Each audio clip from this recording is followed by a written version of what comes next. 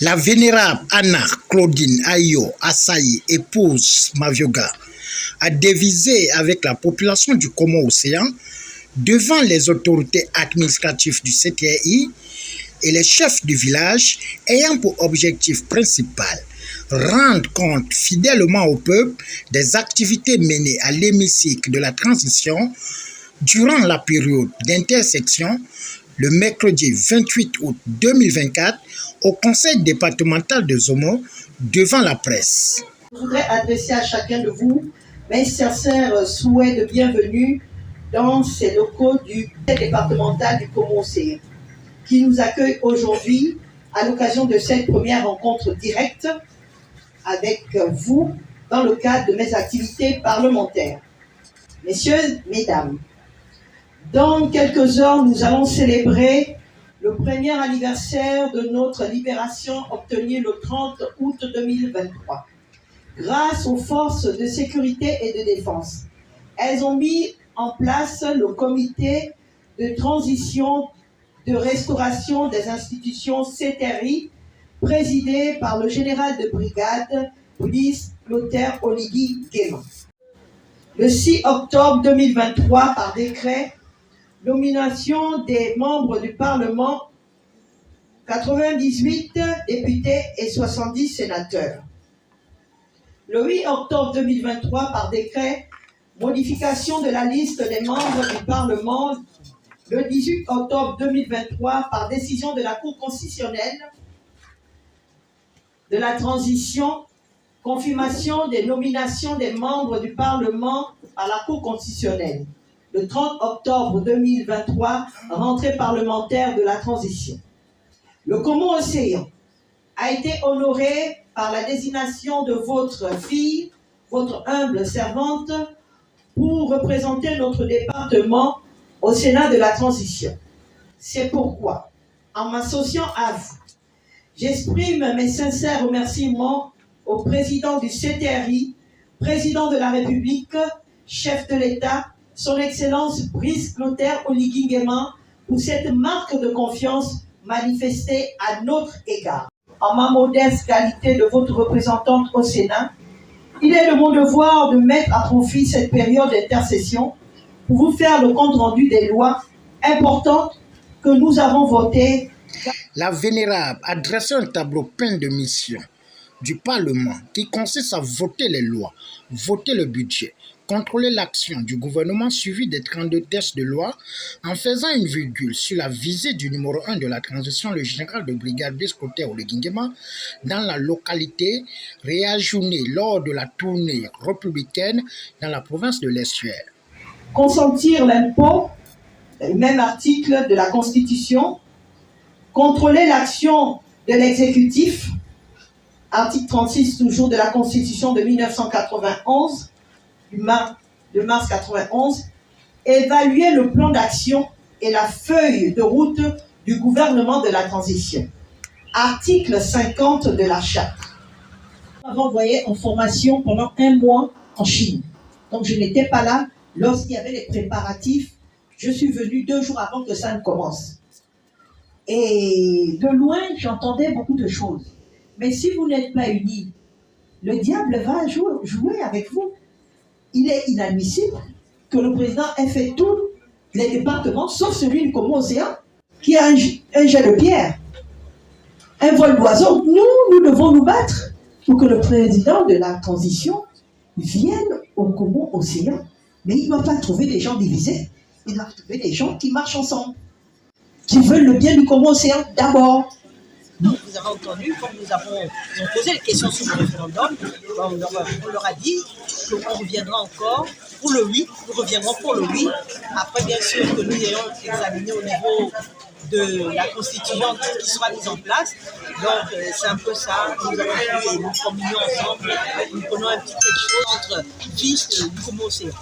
Durant cette cérémonie de compte rendu parlementaire, face aux enjeux sociopolitiques actuels, corollaires au climat du développement du département et le futur référendum, les sentiments et avis ont été mitigés selon les interventions des participants et par la même occasion, le délégué spécial numéro 2 de la commune n'a pas hésité à faire une virgule. Tout ce qui a été fait jusqu'à présent peut nous amener à dire bon oui, mais pas les yeux fermés quand même, on n'a toujours pas le texte sous les yeux. À quoi on va dire oui ou non pour ceux qui voudraient dire non? C'est ça la question. Et on souhaiterait quand même que, avant d'arriver au référendum, il y ait la possibilité de lire l'entièreté de cette constitution. Ou alors on doit considérer que c'est si parfait que ça ne souffre d'aucune modulation. Voilà. Le président de la transition n'a pas pu effectuer le déplacement par rapport à la mésentente qui subsiste depuis des décennies. Est-ce que c'est en un an? Est-ce que c'est en un an ou en quelques mois par rapport à un référendum où nous n'avons même pas encore eu l'éclair d'un changement dans le Congo-Océan? Vous comprenez? On vous écoute, beaucoup ont des choses à dire, mais ils n'ont même pas la force d'intervenir. C'est ça le problème. Nous sommes des populations oubliées. Oubliées au détriment de quoi? De qui? Pourquoi? Qu'est-ce que nous avons fait aussi mal pour payer un lourd tribut? Donc c'est un peu ça. Ce n'est pas la faute de ne pas avoir un engouement certain, non. Mais pourquoi allons-nous encore nous avancer pour un rêve, une utopie? Rassurez-nous, madame. Dans la commune de Nzomo, encore un véritable plan de développement dans la commune de Nzomo. Aujourd'hui, on réclame partout ailleurs que les institutions locales sont ici à Libreville. Il faut un minimum de conditions pour que ces institutions locales aillent de l'autre côté. Mais quelles sont les propositions? Si aujourd'hui le président ne vient pas sur place, comment on va faire pour lui dire ce qui ne va pas? On nous a dit faites un cahier de charge, il y en a qui vont aller déposer, le président va prendre en compte. Aujourd'hui, vous parlez du milliard que les autres ont reçu. Jusqu'à preuve du contraire, on n'a rien dans nos caisses et vous l'avez bien signifié. Donc, nous sommes obligés d'entreprendre d'autres démarches que les autres n'ont pas eu à faire, alors que nous vivons la situation la plus difficile de tous les départements de la province de l'Est. Le département du Congo-Océan devrait être la priorité. Lorsque les cadres de la province de l'Est s'asseyent, ils devaient dire en priorité au président, allez-y d'abord là-bas, parce que c'est là-bas où il y a plus de problèmes. Parce que là, aujourd'hui, je veux bien, on va prendre l'arrivée du CTAI avec les délégués.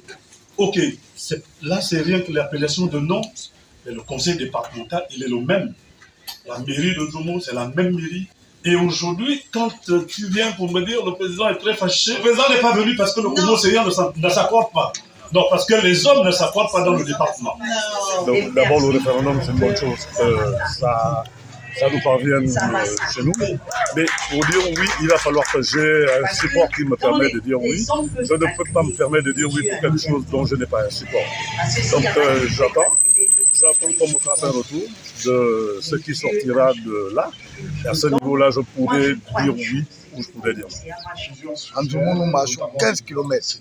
Nos vieilles mamans pour aller prendre les colis jusqu'au Débacadère. C'est nous les enfants qui partons aller prendre les colis. Pas de pirogue, pas d'embarcation, pas de route. Aujourd'hui, nous évoquons que Olingi viennent voir la situation du Congo-Océan, pratiquement dans le chef-lieu de la commune de Nzomo. Le père qui a été posé, c'est la première fois que nous avons vu les lampadaires en Nzomo. Après plus de 30 ans qu'on n'a jamais vu ça. Qu'on voit Nzomo évoluer comme d'autres villages, d'autres communes, d'autres comtés. Là, lui, il a posé nous attendons l'arrivée du président. Nous le souhaitons complètement. Nous avons hâte de dire que le président qui viennent voir les réalités. Au lieu qu'ils ne passent par avion, qu'ils passent par la route, voir les réalités. De dire oui. Nous avons d'abord un problème. Nous avons les passionnels qui ont dépassé nos plantations. Est-ce que c'est l'éléphant qui vote oui ou bien c'est l'humain qui vote oui? Nous avons été, n'est-ce pas, Parce que moi, quand je viens, je veux faire la route parlementaire. Et à la suite de cet exercice, nous avons appris pas mal de choses, parce que nous avons débattu des questions importantes. En ce qui me concerne, j'ai déjà retenu la loi sur la décentralisation est en cours. Et elle va être publiée dans les prochains mois, probablement. Et il faut dire que cette loi existe depuis le 5 juin 2014 et que jusqu'à aujourd'hui, elle tarde à être appliquée. Elle nous a rassuré que les travaux en commission ont été menés dans le bon sens, allant justement à amener les autorités à promulguer cette loi. La question de la tenue républicaine, je pense que c'était aussi là l'occasion de cerner un peu les contours de la question pour laquelle le président de la République n'est pas arrivé chez nous. Nous avons appris que cette tournée n'était que partie remise. Nous notons que c'est dans une ambiance bon enfant que ce compte rendu parlementaire fait tomber son rideau à travers un geste symbolique offert au chef des villages. Au finish, la vénérable de la transition, à cœur ouvert, a pris l'initiative de faire de la commune de Zomo une vitrine.